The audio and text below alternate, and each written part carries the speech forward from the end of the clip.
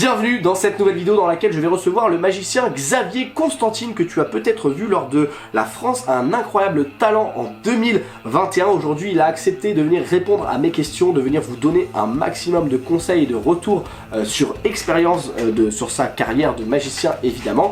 Donc juste avant que cette vidéo ne commence, évidemment, si t'es pas encore abonné à cette chaîne YouTube, je t'invite à le faire en cliquant sur le bouton rouge s'abonner juste en dessous de la vidéo. Et puis je te le rappelle que dans la vidéo de mercredi que je te mets juste là, je t'ai offert une formation sur la gestion du stress, une formation d'une valeur de 30 €. Je te l'ai offerte, je l'ai rendu l'accès totalement gratuit. Donc je t'invite vraiment à aller voir ça après cette vidéo. Mais pour l'instant, on passe tout de suite à la vidéo avec Xavier. Xavier, merci d'avoir accepté mon invitation. Avec plaisir, Jérémy. Est-ce que juste avant qu'on commence cette vidéo, pour les gens qui te connaisseraient pas forcément derrière l'écran, est-ce que tu pourrais te présenter rapidement et nous rappeler un peu ton parcours?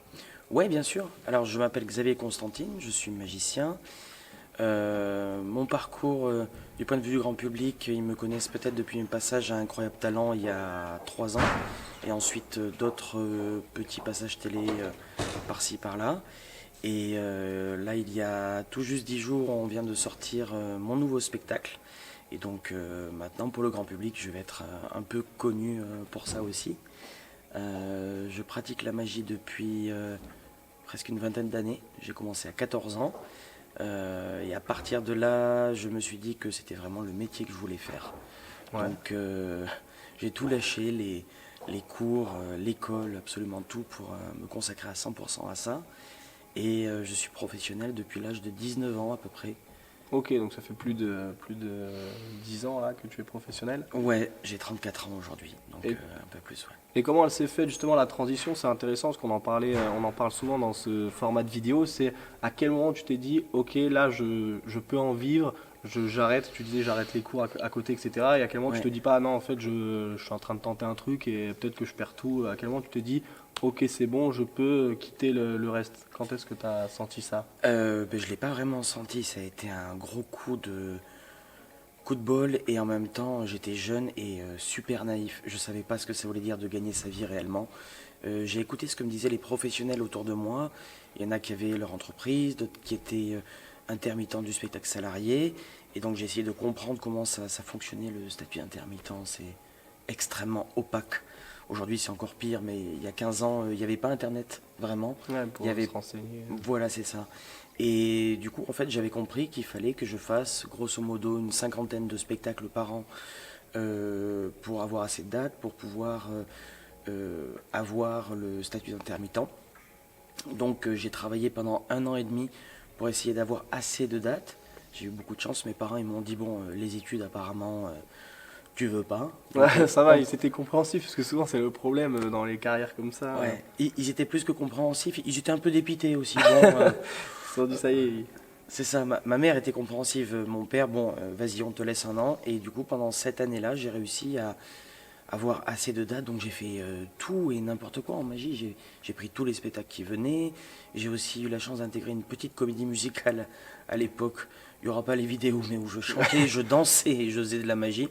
Mais ça m'a permis de faire mes premières dates et j'ai eu le statut d'intermittent. Je me suis dit, bon ben c'est bon, il suffit plus que de faire le prochain, de continuer. Et voilà, et puis j'ai jamais arrêté. Ouais, donc tu as vraiment essayé de remplir cet objectif dans le premier temps, de faire ces 50 dates pour... c'est ça. Pour rentrer. Bon, on retrouvera les vidéos, on vous les mettra dans la description. Je plaisante. Mais du coup, par rapport à la magie, pour recentrer le sujet sur la magie globalement, quand tu découvres ça, etc., est-ce que tu te spécialises derrière dans un type de magie en particulier? Si oui, lequel? Et surtout, comment tu l'as trouvé? Ou est-ce que tu pratiques un peu différentes choses? Comment ça se passe quand j'ai démarré la magie ou aujourd'hui? Les deux, quand tu as démarré, est-ce que tout de suite, parce que des fois il y en a qui trouvent, enfin c'est sans tester grand chose, ils direct ils disent moi je veux faire que ça, et puis à l'inverse, plus généralement on teste plusieurs choses avant de se dire ok moi je veux faire ça. Donc de ton côté, comment ça s'est passé dans le passé et aujourd'hui maintenant, qu'en est-il? À l'époque moi j'étais fasciné par les manipulations sur scène en fait.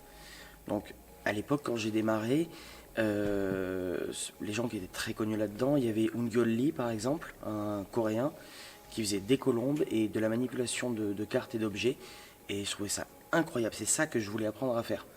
Donc à l'époque c'était pas si simple, il fallait trouver les boutiques de magie qui proposaient ce genre de support. J'achetais des VHS Ça commence à remonter. Ouais, ça commence à remonter et où j'ai acheté par exemple une VHS pour apprendre à faire la manipulation de cartes sur scène. Mais du coup, j'apprenais à faire de la manipulation de cartes sur scène alors que je ne savais pas faire une levée double. Oui, mais en soi, du coup, tu savais directement que tu voulais. C'est ça. Tu avais ton objectif. Voilà, c'était vraiment la manipulation sur scène. Et je me suis spécialisé comme ça dans le numéro d'oiseaux avec des colombes et manipulation d'objets. Et je suis resté à peu près là-dedans 5-6 ans, je dirais. Et ensuite, j'y trouvais plus vraiment mon compte. Je voyais pas tellement l'objectif sur le long terme. Je sentais que c'était pas quelque chose que j'avais envie de faire toute ma vie comme ça. Un peu perdu là-dedans. Et j'ai découvert en fait des magiciens qui avaient fait une formation au Centre national des arts du cirque qui s'appelle Magie Nouvelle, qui était mis en place par la compagnie 1420 et Raphaël Navarro, et où j'ai réappris mon métier autrement. C'est-à-dire où on apprend là-dedans, je ne sais pas si tu connais un peu ce mouvement. De nom, j'en ai déjà entendu parler, je crois qu'on en avait déjà parlé aussi dans une précédente vidéo, mais non, je t'avoue que je n'ai pas le sujet en particulier, mais ouais, donc c'est vraiment ça qui t'a baigné un peu là-dedans. C'est ça, j'ai réappris que la magie c'était pas forcément un numéro, qu'on n'était pas obligé d'incarner le rôle d'un magicien dans un spectacle. Chose vraiment intéressante pour moi parce qu'au bout d'un moment j'en avais marre de jouer le rôle du magicien sur scène. On fait déjà de la magie, on joue le magicien, enfin c'est très redondant tout ça, pour moi en fait. Hein. Et du coup j'ai fait cette formation qui a été étalée sur plusieurs semaines, plusieurs mois. Et ensuite j'ai un peu mis ça de côté et puis j'ai pris mon temps et je me suis dit ok, qu'est-ce qui me plaît vraiment, qu'est-ce qui est magique pour moi dans la vraie vie. Dans la vraie vie, ce qui est magique pour moi c'est la science. Quand je parle du temps, quand je parle de l'espace, je parle de physique quantique. C'est des choses où, si on lit un petit peu ce qui se fait, si on regarde des vidéos qui en parlent, c'est déjà magique. L'altération du temps, de l'espace, de ce qui se passe au niveau subatomique, c'est déjà magique en fait. C'est de la vraie magie. Et je me suis dit, tiens, moi ce qui m'intéresse vraiment, c'est que ça me passionne. Comment je peux amener ça sur scène pour que ce qui se passe à l'échelle subatomique, comment l'amener à l'échelle des spectateurs et qu'ils comprennent et que ça soit visuel et qu'en même temps ils apprennent des trucs. C'est un gros pari en réalité parce que du coup tu amènes ces notions qui viennent pas forcément à l'esprit de tout le monde, à la fois tu apportes la magie etc. Donc tu arrives vraiment à englober tout ça. Donc aujourd'hui tu te spécialises vraiment dans ce côté un peu science, scientifique, magie, là où au départ tu avais commencé plutôt sur les colombes. Tout à fait. Etc. Okay. Et tu as raison de dire que c'est un pari parce que au début, je me disais, mais en fait, qui ça va intéresser? Moi, je suis passionné, ça m'intéresse, mais comment rendre ça accessible? Je me suis dit, je pars toujours du principe que les spectateurs sont intelligents, curieux, et qu'ils sont heureux de repartir chez eux avec des petits trucs en plus. Et c'est comme ça que le pari a démarré. Je me suis dit, si pour mon passage Incroyable Talent, si je peux parler de science et en même temps que ça plaise au grand public, je me suis dit, tiens, faire un petit pas qui va me dire, bon ben, il y a peut-être un truc à faire ou pas. Et c'est vraiment ça m'a confirmé que ça pouvait être tout aussi attractif. Et ensuite, ce qui en découlait, le spectacle qu'on fait en ce moment. On parlait donc de création de numéros, tu me parlais de comment tu as amené la science, la magie pour que ça intéresse les gens, etc. Et c'est super intéressant aussi de se demander, toi, comment est-ce que tu crées un numéro et derrière un spectacle entièrement. Est-ce que tu pars d'un objet, tu te dis ok ça je veux en faire quelque chose, est-ce que tu te dis ben non je me rends dans un magasin de magie puis j'achète plein de trucs puis après je vois ce que je peux faire, ou est-ce que c'est en entendant une musique, tu te dis ah cette musique je veux terminer mon numéro avec cette musique. Comment ça se passe de ton côté en termes de création? Alors déjà les magasins de magie, je suis plus du tout le bon client. Quand j'étais jeune, j'achetais plein de trucs, je voulais tout voir, tout machin.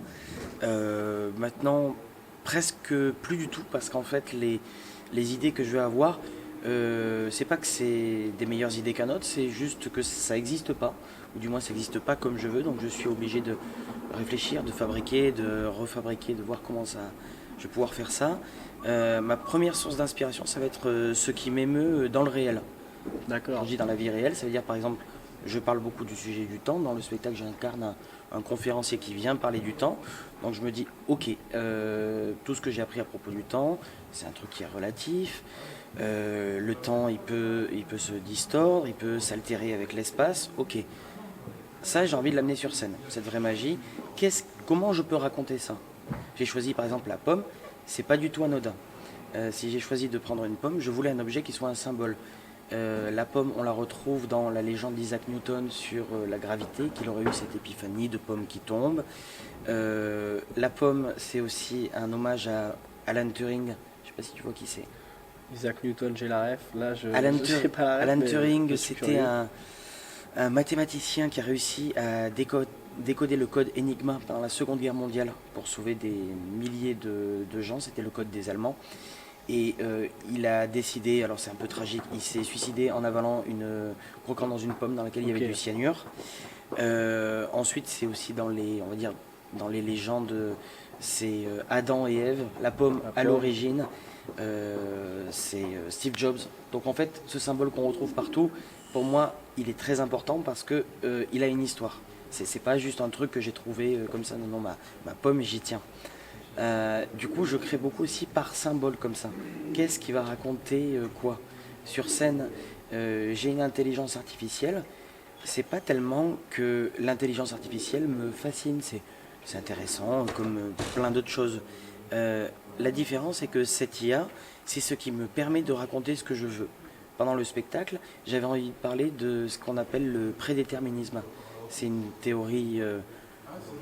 Ça n'a pas été prouvé, qui a été mis en place par un physicien qui s'appelle Pierre-Simon de Laplace, et qui disait qu'en fait, si on connaissait la position, la vitesse et la direction de chaque particule de l'univers, normalement, on devrait pouvoir prédire l'avenir. Et moi, je suis là avec cette théorie que je trouve fascinante. C'est la seule théorie qui existerait pour prouver qu'on peut prédire l'avenir. Les magiciens parlent de ça sans arrêt, mais ils ne vont pas forcément parler de qu'est-ce qui est possible dans le réel. Moi, j'ai trouvé ça et je me suis dit, quel support je peux utiliser qui peut me permettre de parler ça. Et du coup, l'intelligence artificielle est arrivée par nécessité plus que par choix. En fait, ça s'est imposé de moi-même. Il faut que j'ai ça pour pouvoir raconter ça. Et en même temps, j'ai un partenaire qui me donne la réplique sur scène, qui interagit avec moi. Moi, ça me fait marrer, j'adore ça. Et du coup, petit à petit, les choses viennent se mettre en place par nécessité. En fait, j'ai envie de parler de la lumière, de comment se comporte la lumière. Où j'ai un numéro avec cette rencontre du conférencier avec la lumière. J'adore l'histoire du chat de Schrödinger, par exemple. Je sais pas si tu connais un peu. Pareil, de nom, j'ai déjà entendu, mais alors je n'aurai pas l'histoire en détail. Mais du coup, je veux bien que tu nous la, Ouais, que tu nous la repitches. c'est juste une expérience de pensée que le physicien Erwin Schrödinger a raconté pour parler de la physique quantique. En gros, on prend une boîte dans laquelle on met un chat et une fiole de poison pouvant tuer le chat, et le tout relié à un détonateur qui est régi par les lois de la physique quantique. Outre que ça veut dire qu'on ne comprend pas grand-chose, ça veut dire que ça peut aussi se déclencher de manière aléatoire. Et donc, tant que la boîte n'est pas ouverte, on considère que le chat est soit mort, soit vivant, soit les deux à la fois. Cet état est superposé. Cette expérience de pensée, elle est déjà magique en fait. Il n'y a pas besoin d'aller chercher je vais faire voler un truc, je vais faire ceci, je vais faire cela. Ouais, cette expérience est déjà incroyablement magique. Et donc j'ai amené ça sur scène. Ça a pris beaucoup de temps à adapter pour que les gens comprennent, pour que ça soit rigolo, accessible, pour que l'effet magique qui en résulte, je donne pas la chute, mais pour que le final soit waouh. C'est ça qui m'a inspiré tout simplement et que j'ai amené sur scène.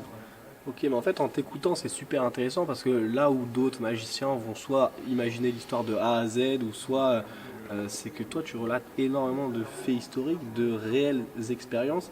Et comme on disait en début de vidéo, du coup, de rajouter, en fait, enfin, d'englober tout ça pour pouvoir le donner accessible à des gens qui, si on leur dit dans la rue, ah, tu connais l'histoire, ils diraient, moi, je m'en fous, etc.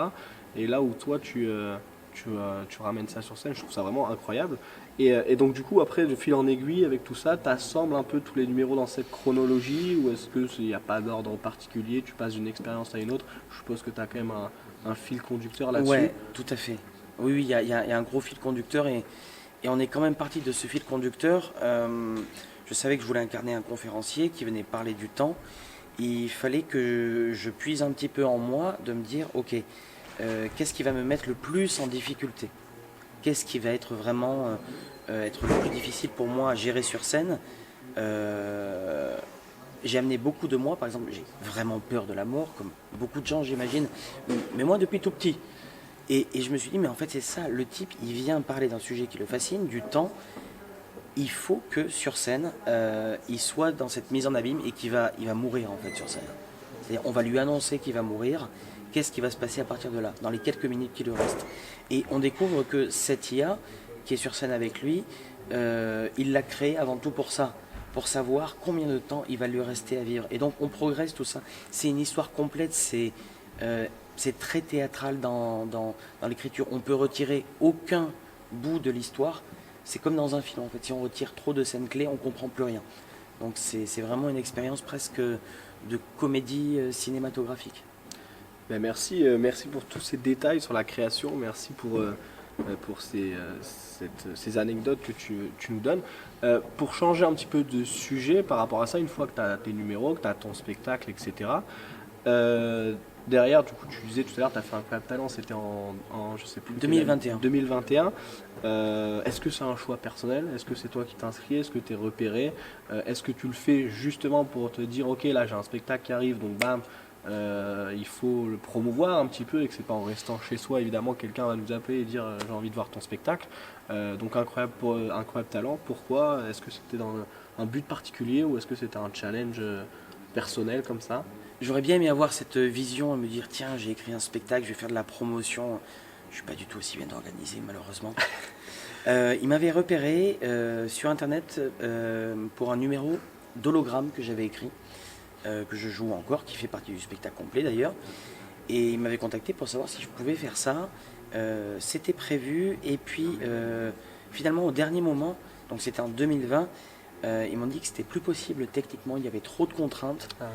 Et c'est la casteuse qui m'a rappelé l'année d'après, elle me dit bon voilà, ça c'est pas possible de faire en audition, est-ce que tu as autre chose à proposer? Et j'avais cette idée derrière la tête de faire un truc sur le temps en fait. Je dis ben ouais écoute, carrément, c'était la période un peu post-Covid, on était tous un peu perdus dans enfin, il n'y avait pas trop de moyens ou court terme, on savait pas trop ce que ça allait donner le métier. Donc j'en ai profité pour créer ce numéro sur le temps. Et où pour moi c'était un petit peu, comme je disais tout à l'heure, un galop d'essai. Je me suis dit tiens, je vais prendre ce risque de parler d'un sujet un peu abstrait et opaque dans une émission de grand divertissement. C'était volontaire, c'est une émission populaire que tout le monde peut regarder. Et de me dire je vais voir comment les spectateurs réagissent. Si ça se passe bien, si c'est bien accueilli, la forme que je propose, ça va m'encourager pour écrire la suite. Et c'est ce qui s'est passé. J'ai fait l'émission, on a eu 4 oui, de super retours, et du coup derrière ça a donné un petit peu d'encouragement pour continuer et aller plus loin. Un numéro très très percutant dans le sens où, enfin pour être là, je vous parle un peu du cercle de magiciens, parce qu'en magie on sait qu'après on voit un peu tout ce qui se passe, on se connaît un peu tous indirectement, et c'est vrai que mis à part, je trouve, enfin après c'est mon point de vue personnel, mais mis à part le personnage de Clay Kentos, évidemment de David Stone qui a fait parler de lui partout dans le monde, je trouvais que tu étais l'un des seuls numéros qui avait, avec celui de Mathieu que j'avais apprécié, où en demi-finale qu'il avait fait, là où il s'était maquillé, etc., où je trouvais que vraiment ça a changé. Enfin, du magicien, après c'est compliqué après autant de saisons, qui arrive avec ses cartes ou qui arrive avec son truc, enfin même pas forcément que les cartes, en mode bon je vais vous faire un truc, ou comme tu disais, oui je lis dans les pensées sans vraiment expliquer pourquoi. Je trouvais que vraiment, enfin moi je me souviens quand j'étais derrière mon écran et que j'ai regardé le numéro et je me suis dit, et que t'es arrivé, t'as commencé à compter l'histoire, etc. Je me suis dit, ah en fait là il vient nous raconter une histoire et il illustre tout ça par les effets que tu faisais avec la pomme, avec la valise qui se ferme tout seul, etc. Et je me souviens que j'ai vraiment apprécié le numéro dans le sens où je m'étais dit, ouais, enfin, on a l'impression que des fois on peut plus rien voir d'innovant et finalement on tombe là sur des numéros comme le tien et où vraiment ça marque l'esprit parce qu'on se dit, ça change de d'habitude et derrière à la fin on a vraiment aussi cette histoire que tu as racontée, donc je trouvais ça super intéressant. Merci beaucoup. Et je pense justement, j'ai pas essayé d'être innovant, c'était pas du tout un truc que j'avais en tête, j'ai plutôt essayé d'être original dans le sens premier du terme. Original, ça veut dire que ça vient de nous, de nos origines, de qui on est. Et je pense que pour moi en tout cas c'est ce qui me porte d'être hyper sincère avec les spectateurs. Et de suite ça devient personnel et singulier parce que finalement on a tous notre petit bagage et il n'y a que nous qui pouvons raconter ce qui nous touche, quoi. Et tu parlais justement du coup du fait que tu t'avais appelé, qu'il t'avait repéré. Est-ce que derrière, quand toi tu crées tu as ton numéro, etc., est-ce qu'ils derrière ils essayent de jouer beaucoup sur la modification? Est-ce qu'ils te demandent, ils te disent non, ça va être compliqué, ça va être. Parce que Bonne question. de mon point de vue perso, je sais alors c'était en 2022 si je dis pas de bêtises, mais j'avais été contacté par rapport à un numéro que je faisais sur le thème du Joker. Et en fait, du coup, on m'appelle en janvier, on me dit bah voilà, ce numéro, etc. Et il est bien. Mais en fait, j'en ai résumé qu'à la fin de l'appel, à part le thème du Joker, ben en fait, voilà, on me disait ah, est-ce que tu penses que ça serait possible à la fin d'apparaître en Joker ou autre? Moi, je réfléchis, je me dis bah oui, c'est possible de faire un masque, un costume. Ah, après, il faudrait que tu aies tout le costume. Ah, puis il faudrait qu'à la fin. Voilà. Et donc, en fait, de ce fait, moi, je me suis dit. Donc, après, la conversation s'est terminée de toute façon, les castings se terminent en juin. Donc, en juin, on se rappelle, on se dit quoi en attendant. Et bon, après, moi, j'ai eu un parcours différent par la suite. Je suis parti ailleurs. Mais de ce fait, c'est vrai que ça m'avait freiné. Donc, j'en parle beaucoup avec les magiciens aujourd'hui que je reçois pour dire est-ce qu'il y a vraiment, par rapport aux contraintes de la télé, etc., est-ce que toi, on t'a dit bah, ça va être compliqué? Est-ce que ça sera possible? Ou est-ce que non, tu t'es dit bah, moi, j'ai ça. Et puis. Let's go, j'y vais. Comment ça s'est passé là-dessus? C'est une bonne question, mais comme j'avais dit tout à l'heure, en audition, il fallait quelque chose de relativement simple. Donc tout ce qui était autour de la magie holographique, par exemple, c'était pas possible. D'autant plus que c'est un numéro qui est très sombre, donc on est dans le noir. Donc c'est pas télégénique. Pour la télévision, c'est pas bien. Au niveau des audiences, ils savent que si c'est trop noir, ça peut zapper. Donc eux, ils ont cette contrainte là derrière. Sur mon premier passage, ils n'ont rien dit. En fait, ils ont vu ça, ils savaient pas. Même eux, ils savaient pas si ça allait marcher, pas marcher. Il y avait la casteuse qui était derrière moi, par contre, qui elle était hyper force de proposition. Elle était à fond derrière moi pour dire ouais ça va bien marcher, c'est chouette et tout. C'est pour les demi-finales où par contre là j'ai été en lien avec des gens de l'artistique, de la production. Et oui, ils m'ont fait tout un tas de propositions, de retours. Et c'était très compliqué parce qu'en fait, ils n'étaient pas du tout magiciens. Donc du coup, ils me proposaient des choses qui n'avaient un peu ni queue ni tête. Mais ils ne pouvaient pas être au courant parce que ils ne connaissaient pas les contraintes. Et ils me demandaient de peut-être faire des adaptations qui n'étaient pas faisables dans le temps imparti. C'est-à-dire, on t'appelle pour faire des adaptations 2 mois avant, pourquoi pas? 2 semaines avant, c'est juste pas possible. Il faut savoir aussi, il y a ce juste milieu entre eux, ce qu'ils veulent, c'est quand même qu'il y ait de l'audience, que ça passe le mieux possible à la télé, ce qui est une bonne chose pour l'artiste en soi. Mais il faut aussi pouvoir dire non, ça je ferai pas, ça je pourrai pas. Voilà, il faut tout écouter et ensuite choisir, faire un peu le tri. Ouais, parce qu'à l'inverse des 2 finales, tu parlais de la casteuse, du coup, je crois que ça, pour les castings, ils ont vraiment un casteur ou une casteuse pour chaque catégorie. Donc, Oui. Alors, je sais plus son prénom, mais je crois elle sait ce qui est faisable, pas trop faisable en magie Oui, ou autre, tout à parce fait. elle gère que les magiciens, et après, Absolument. il y en a pour les autres. C'était son créneau de vraiment choisir les magiciens et vraiment, entre guillemets, elle avait du goût. Je voyais d'année en année qui elle mettait. C'est vrai que c'était à chaque fois plutôt des choix sympas.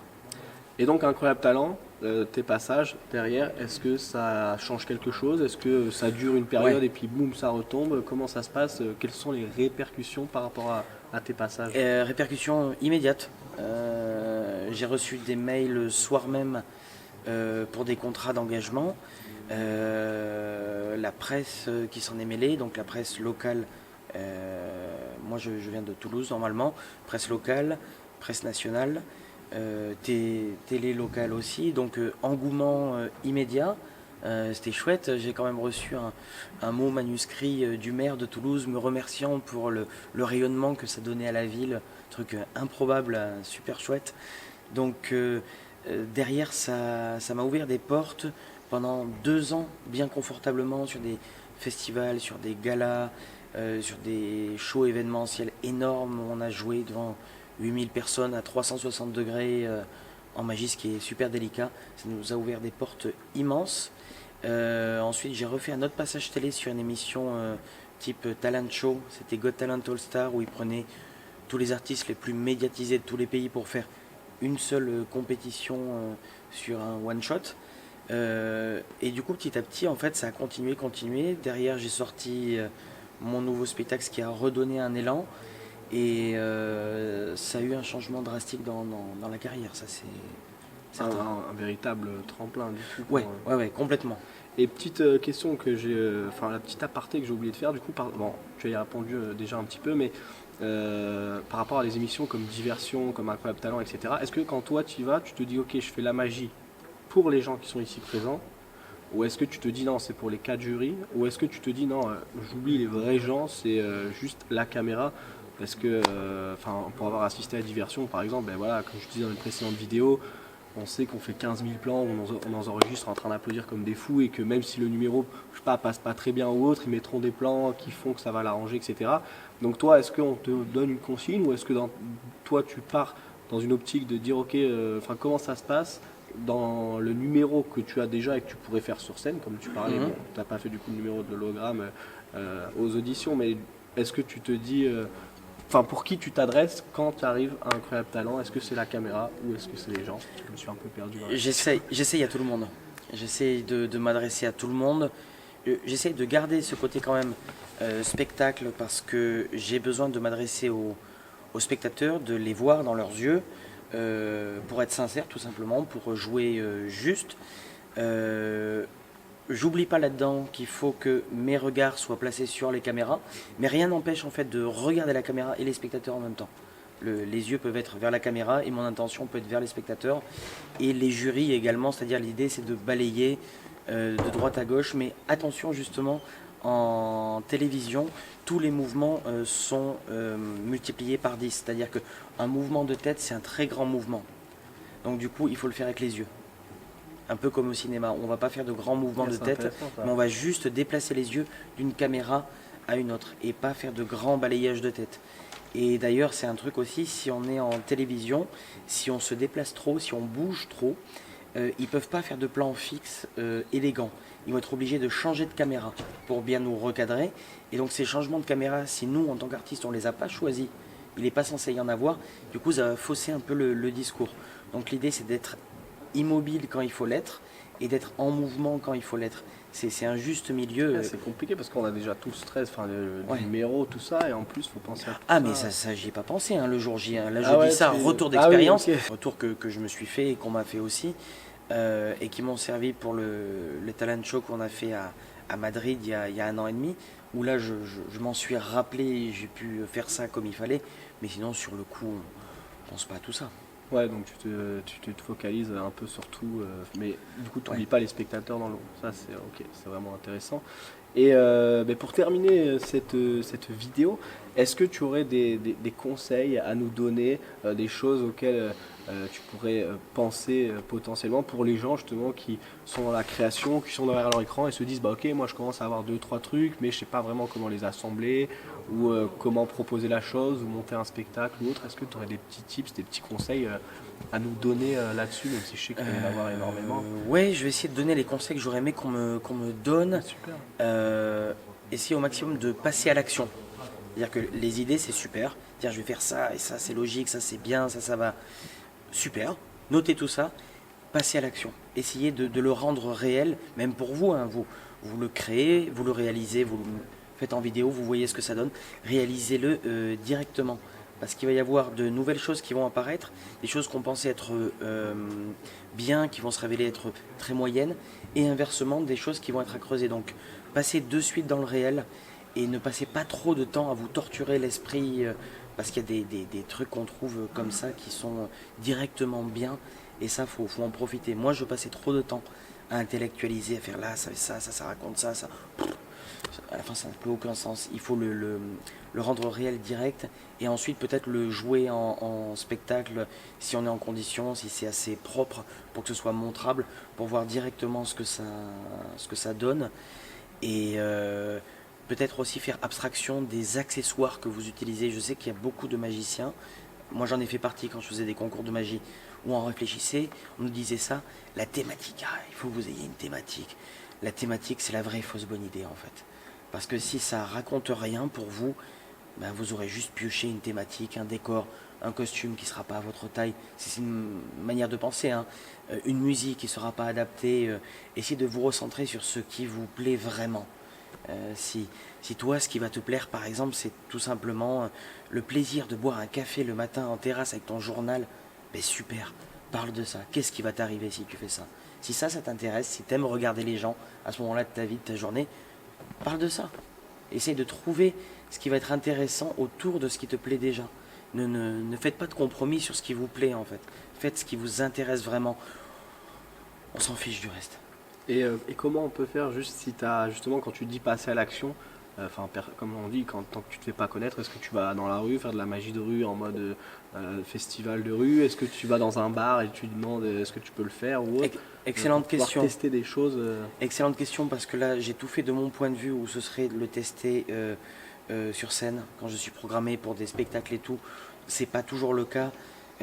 Donc là c'est essentiellement par exemple de pouvoir jouer le maximum son spectacle. Donc ça va être de vendre des prestations sur des spectacles ou d'aller voir par exemple des théâtres qui vont programmer vous savez, des nouveaux talents avec des soirées un petit peu Comedy club, un peu. voilà, scène c'est ça, ouverte, ça c'est très bien pour se roder et ça fait partie du parcours de l'artiste, du magicien, de se trouver des tribunes pour présenter ce qu'on va faire. C'est très difficile ça. Donc j'ai fait beaucoup de concours de magie à une époque, ça m'a vachement aidé. C'est pas les meilleures tribunes qui existent parce que on est jugé, on est noté, c'est super délicat en fait. Ça a été cool, mais des fois ça a été moins cool. Et essayer de trouver les endroits dans lesquels vous allez pouvoir jouer, de vous intégrer, peut-être même d'aller voir des magiciens qui ont déjà un spectacle, de leur demander j'ai ça, est-ce que je peux venir faire une première partie, un truc. C'est un travail en soi de trouver ses propres scènes, franchement. Et juste petit aparté aussi, toi est-ce que tu as pris des cours de théâtre ou autre? Parce que j'y repense maintenant en me remémorant ton passage aussi. Je sais que bon après il y a des gens, malheureusement c'est leur voix des fois qui est pas, c'est pas une critique, mais des fois on a une voix, on se dit bah tiens lui j'aime pas l'écouter, que ce soit à la radio, en télé ou autre. Et c'est vrai que je m'en souviens aussi que hop, des premiers mots que t'as énoncé, moi j'ai tout de suite accroché. Alors peut-être que c'est personnel, mais je pense que beaucoup de gens aussi. Et est-ce que voilà, t'as la manière de s'exprimer, la manière de jouer, etc. Est-ce que tu t'es entraîné là-dessus? Est-ce que c'est naturel? Comment c'est venu? Bonne question. C'est un truc que j'ai travaillé depuis mes débuts dans le spectacle. Depuis l'âge de 15-16 ans, j'ai fait un peu de théâtre quand j'étais jeune. C'est un truc qui est très important pour moi. J'aime énormément le verbe. J'aime énormément la manière dont on s'exprime, ce que ça va raconter. J'adore les types qui racontent des histoires, les conteurs, ne serait-ce que ça. Donc j'ai un sentiment particulier par rapport à ça. Ça a été travaillé. Mais de manière générale, on peut tout travailler en fait. C'est-à-dire que la voix que j'avais à cette époque-là en 2021, j'ai choisi un parti pris complètement différent aujourd'hui sur scène. J'ai ce personnage beaucoup moins musical et beaucoup plus conférencier et conteur justement, parce que ça me plaisait plus d'avoir ce ton et cette manière de m'exprimer. Donc faut jamais se dire par exemple que ah tiens je suis pas bon en comédie ou ma voix ça va pas ou ça ou ça. Tout ce travail ça prend du temps. Il faut trouver les gens qui vont aiguiller aussi un petit peu donner des conseils et tout ce travail, il n'y a aucune fatalité franchement, hein. Le talent inné ça existe peut-être, mais c'est surtout le travail derrière tout ça quoi. Eh bien, écoute, Xavier, merci beaucoup pour tous ces conseils que tu nous as fournis. Je te remercie. Avec plaisir. Est-ce que tu as une actualité ou un site ou des réseaux sociaux qu'on évidemment on mettra tout dans la description, mais quelles sont les prochaines dates, sachant que la vidéo devrait sortir d'ici grand max 2-3 semaines grand maximum. Est-ce que tu as des choses à venir prochainement? Ouais, tout à fait. Là, il y a notre nouveau spectacle donc, qui s'appelle tout simplement IA, Intelligence artificielle magie réelle. Là, on a plusieurs dates qui vont sortir en tournée. On va passer en Bretagne, on va passer en Suisse. On va faire un tout petit passage là, mais j'en parlerai plus tard au Zénith de Toulouse, intégré dans une autre programmation. Ils peuvent me rejoindre sur les réseaux sociaux, sur Instagram. C'est là-dessus qu'on met toutes les dates de tournée. Un show télé qui devrait arriver en tournage en janvier à l'étranger. J'en parle un peu, mais je donnerai les actualités. Trop bien, trop bien. Ouais, c'est ça. Et ben, on met tout ça en description. Et puis, encore un grand merci à toi pour cette vidéo. Et puis, à très bientôt, j'espère. Merci Jérémy, à très bientôt. On arrive à la fin de cette vidéo, mais juste avant qu'elle ne se termine, j'ai encore 2-3 petites infos très importantes à te donner. La première déjà, comme on l'a dit précédemment, eh bien tous les réseaux sociaux de Xavier, les liens pour son spectacle, etc. sont en description. Encore un grand merci à lui d'être venu sur la chaîne. Et puis merci à vous de suivre ce format, puisque vous êtes de plus en plus nombreux à m'envoyer des retours très positifs sur ce format, sur le fait que ça change des vidéos habituelles.